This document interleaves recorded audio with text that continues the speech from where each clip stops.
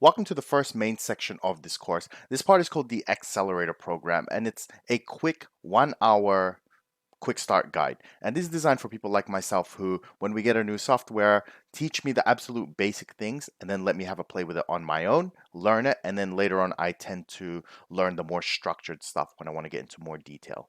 That is what it's designed for. So the things we're going to be covering are just really basic bar charts, line charts, area charts, pie charts, kind of the main things we do when it comes to visualization. We're not going to be doing a lot of the customization or more advanced things or even going into detail of those things. It's just a quick start guide.